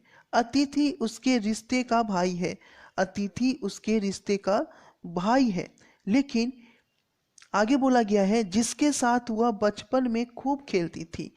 अतिथि जो आया है उसके रिश्ते का भाई है जिसके साथ वह बचपन में खूब खेलती थी, पर बरसों बाद आए भाई का स्वागत उत्साहपूर्वक नहीं करती। बरसों बाद आए भाई का स्वागत उत्साहपूर्वक नहीं करती, बल्कि जीवन की अन्य औपचारिकताओं की तरह एक और औपचारिकता निभा देती है। हम देखते हैं कि मालती अतिथि से कुछ नहीं पूछती। हम देखते हैं कि मालती अतिथि से कुछ नहीं पूछती बल्कि उसके प्रश्नों के संक्षिप्त उत्तर ही देती है। उसमें अतिथि की कुशलता या उसके वहाँ आने के उद्देश्य से, मैं बार बार रिपीट कर रहा हूँ ताकि आप लोग लिख सकें। ठीक है, फुल क्वेश्चन का स्क्रीन पे दूंगा, छोटा हो जाएगा, आपको दिख नहीं पाएगा। के उद्देश्य या अन्य समाचारों के बारे में जानने की कोई उत्सुकता नहीं है। अन्य समाचारों के बारे में जानने की कोई उत्सुकता नहीं दिखती है। ठीक है, उत्सुकता नहीं दिखती है। यदि पहले कोई उत्साह, जिज्ञासा या किसी बात के लिए उत्कंठा भी थी तो वह दो वर्षों के वैवाहिक जीवन के बाद नहीं रही।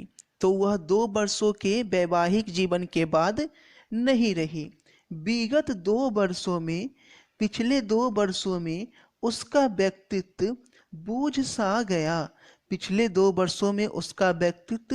बूझ सा गया है, जिसे उसके रिश्ते का भाई भांप लेता है। अतः मालती का मौन उसके दंभ या अवहेलना का सूचक नहीं है, बल्कि उसके वैवाहिक जीवन की उत्साहहीनता,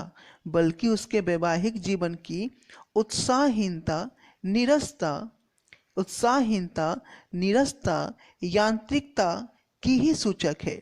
यह एक विवाहित नारी के अभाव में यह एक विवाहित नारी के अभाव में घुटते हुए पंगु बने। यह एक विवाहित नारी के अभाव में घुटते हुए पंगु बने व्यक्तित्व की त्रासदी का चित्रण है। पंगु बने व्यक्तित्व की त्रासदी का चित्रण है। यह एक नारी की सीमित घरेलू परिवेश, ये घरेलू है, घरेलू परिवेश के बीतते उबाऊ जीवन का चित्रण है। घरेलू परिवेश के बीतते उबाऊ जीवन का चित्रण है। तो ये आपका आंसर हो गया। आई थिंक लिख लिए होंगे, मैं बार बार बोल रहा हूँ। क्लास का टाइम मैं पहले ही बता दिया हूँ, वीडियो जो है मेरी नीचे में शो होता रहता है कि सुबह 6:30, सुबह 10 और शाम के 6:30 बजे आपकी क्लास होती है। तो आप लोग बिल्कुल अपनी नोटबुक और पेन लेकर ही मेरी वीडियोस देखने बैठें और उसे नोट्स बनाते चलें, और सिर्फ नोट्स नहीं बनाते जाएं, उसे याद भी करते चलें, क्योंकि एग्ज़ाम में मात्र आपका 2 से 2.5 महीना ही रह गया है और पढ़ाई तो आपको ही करना है, याद आपको ही करना है। नेक्स्ट क्वेश्चन देखते हैं। नेक्स्ट क्वेश्चन है, संपूर्ण क्रांति शीर्षक पाठ में वर्णित विचारों को स्पष्ट कीजिए, जो कि VVI क्वेश्चन है। ठीक है, और आप श्योर रहें, अगर आप मेरी क्लास कंटिन्यू कर रहे हैं तो आपको 70 to 80% मार्क्स लाने से कोई नहीं रोक सकता। राइटिंग अच्छी है तो आप 90 स्कोर भी कर सकते हो। ठीक है, एवरेज आप 70 to 80% आपको मार्क्स आ ही जाएंगे। मैं जितने भी सब्जेक्ट, ऑल सब्जेक्ट की कोशिश कर रहा हूँ धीरे धीरे वीडियो, नंबर ऑफ वीडियोज को इंक्रीज करने की। बस आप लोग के लिए यहाँ पे ये देख रहा हूँ कि अब जो है लाइव लोग आना कम कर दिए। हो सकता है आप लोग की कोचिंग का टाइम रहता हो। ठीक है, तो मैं कोचिंग करने के लिए मना नहीं करूँगा, आपको जब टाइम मिलता है उस टाइम में ही क्लास कर लीजिए।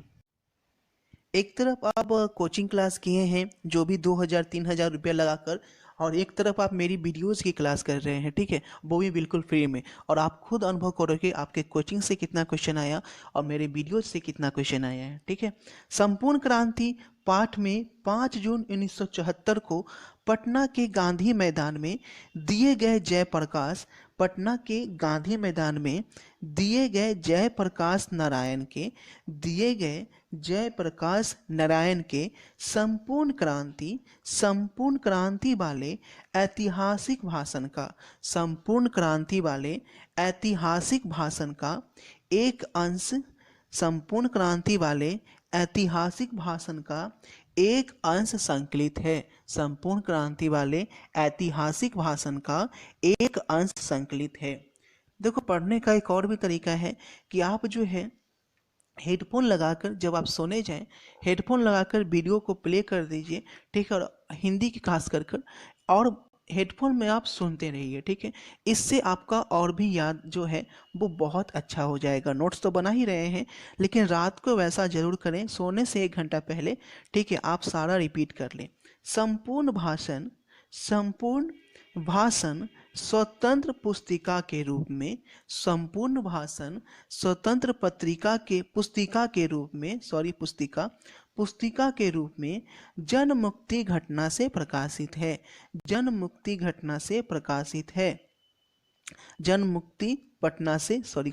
पटना से प्रकाशित है। इस संकलित अंश से उनकी एक छोटी सी झलक भर मिलती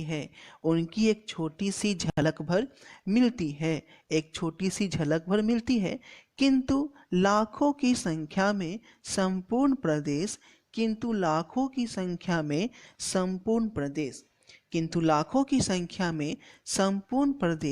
और देश के विविध क्षेत्रों से आए लोगों, विशेषकर युवा वर्ग के उस ऐतिहासिक जन समूह के बीच लोकनायक ने अस्वस्थ दशा में भी शांतिपूर्वक बातें कहीं। लोकनायक ने अस्वस्थ दशा में भी शांतिपूर्वक बातें कहीं और संपूर्ण जनता मुग्ध होकर और संपूर्ण जनता मुग्ध होकर और संपूर्ण जनता मंत्रमुग्ध होकर सुनती रही और संपूर्ण जनता मंत्रमुग्ध होकर सुनती रही। उनकी बातें सुनकर भाषण के बाद लोगों के हृदय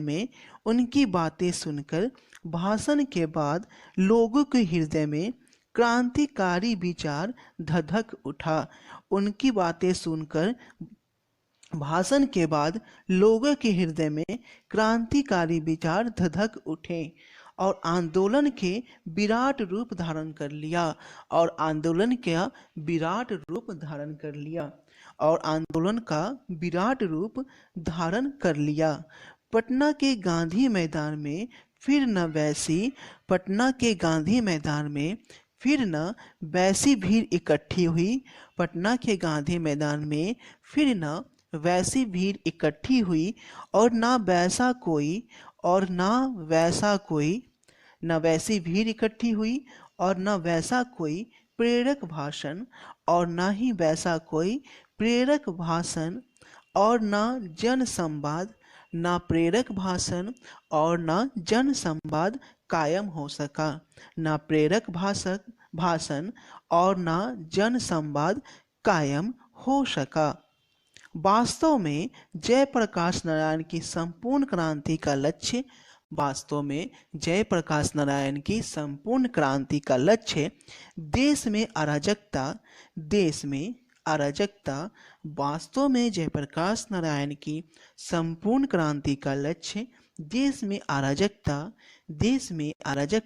और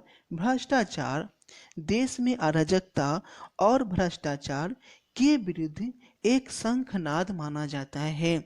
देश में अराजकता और भ्रष्टाचार के विरुद्ध एक शंखनाद माना दूं। ये क्वेश्चन और सीरीज में तहत जो VBI है वो 100% जो है वो एग्जाम में आपको आएंगे। ठीक है, तो आइए इसकी आंसर हम लोग देख लेते हैं। तो इसका आंसर देखेंगे, ब्रजभाषा अपनी कोमलता लालित्य और मांडव्य के कारण अत्यधिक लोकप्रिय होकर अनेक सदियों तक हिंदी क्षेत्र के प्रमुख काव्य भाषा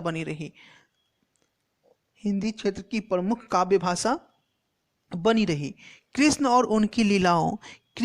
उनकी लीलाओं की जातीय स्मृति संजोए ब्रजभाषा ब्रज की गोचारण की प्रधान संस्कृति का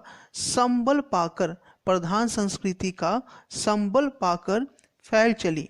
उसने अपने गीत संगीत में प्रकृति और अभिरुचियों द्वारा ब्रज क्षेत्र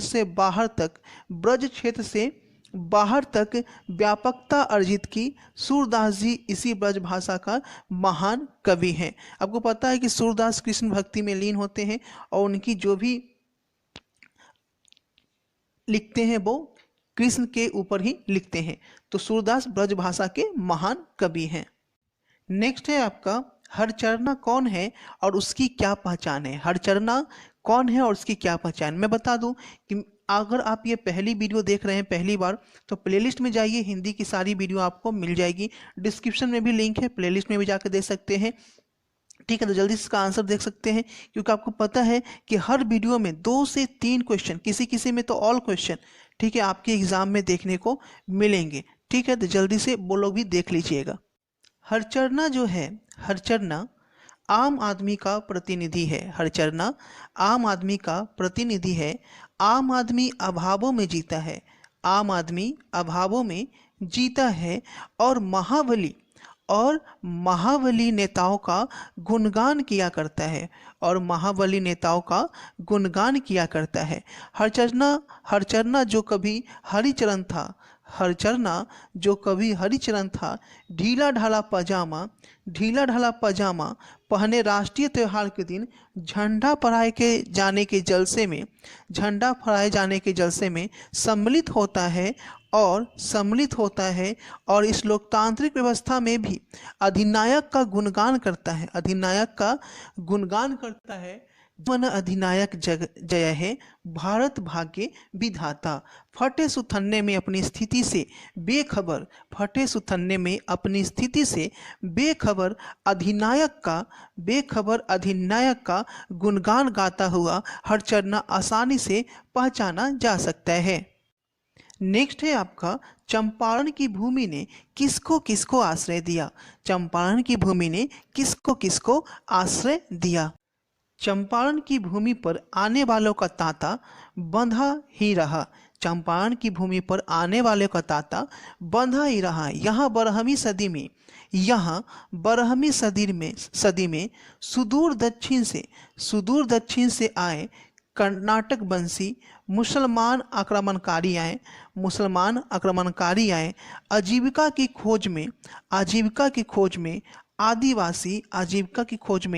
आदिवासी हरिजन मजदूर आए। यहाँ की उर्वर भूमि से धन प्राप्त करने के अभिलाषी पछाही जमींदार और गोरे साहब आए। यहाँ की भूमि यानी कि चंपारण की धरती ने इन सबको आश्रय दिया। यहाँ की भूमि ने चंपारण की धरती ने इन सबको आश्रय दिया। ठीक है, तो आगे लिखेंगे, पूर्वी बंगाल से आए शरणार्थियों को भी यहाँ की भूमि ने शपथ दी। पूर्वी बंगाल से आए शरणार्थियों को भी यहाँ की भूमि ने शरण दी। और ये भी आपका VBI क्वेश्चन है। नेक्स्ट क्वेश्चन है, पहले तो रात भर नींद नहीं आती थी। मालती का यह कथन किस प्रसंग में है। और ये भी VBI है, पहले तो रात भर नींद नहीं आती थी, मालती का कथन किस प्रसंग में है। तो आंसर देख लेते हैं। तो आंसर है, इस पहाड़ी क्षेत्र में मालती को पति की नौकरी पर आए महज 15 दिन हुए हैं। मालती को पति की नौकरी पर आए महज 15 दिन हुए हैं। इतने ही दिनों में उसने गैंग्रीन में मरने वाले अनेक रोगियों को देखा। पहले जब उसे किसी के मरने की खबर मिलती थी तो वह विचलित हो जाती थी। उसे रात भर नींद नहीं आती थी। पर आज वह इतनी अभ्यस्त हो गई है कि किसी के मरने की खबर से उस पर कोई भी प्रतिक्रिया नहीं होती है। क्योंकि किसी के मरने की खबर से भी उसे कोई भी प्रतिक्रिया नहीं होती। नेक्स्ट क्वेश्चन है और आपका VBI, सूबेदार हजारा सिंह को जर्मन लेफ्टिनेंट को देखकर क्यों शंका नहीं हुई। सूबेदार हजारा सिंह को जर्मन लेफ्टिनेंट को देखकर क्यों शंका नहीं हुई। सूबेदार हजारा सिंह को खंदक के सामने जर्मन लेफ्टिनेंट को देखकर कोई शंका नहीं हुई। उसने हिंदुस्तानी रेजिमेंट के लेफ्टिनेंट की वर्दी पहन रखी थी। अतः सूबेदार हजारा सिंह उसे पहचान नहीं सका।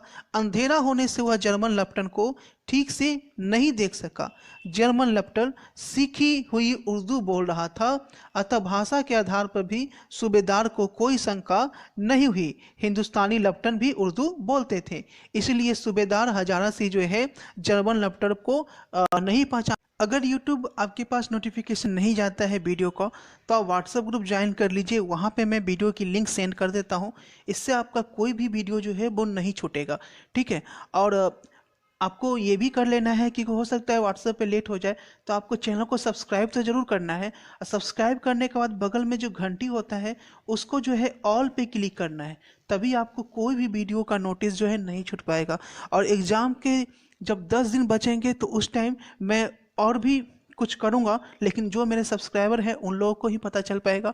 तो इसलिए भी आप हर वीडियो देखा कीजिए। मैं फिर से बोल रहा हूँ कि 100% मेरे वीडियो से ही क्वेश्चन आएंगे, उससे बाहर आपको एक क्वेश्चन भी नहीं आएगा। ठीक है, बस आपको देखना क्या है, जो क्वेश्चन आउट सीरीज है, क्वेश्चन आउट सीरीज वाली ही वीडियो देखिएगा, पहले की वीडियो नहीं। क्वेश्चन आउट सीरीज लिखा हुआ होगा, प्लेलिस्ट में जाइएगा, क्वेश्चन आउट सीरीज, या आपको नहीं मिल रहा है तो क्वेश्चन आउट सीरीज अभिषेक ट्यूटोरियल सर्च कीजिए। Question out series by Abhishek tutorial YouTube पे सर्च कीजिए। अभी तक की जितनी भी क्वेश्चन आउट सीरीज के तहत वीडियो करा चुका हूँ सब कुछ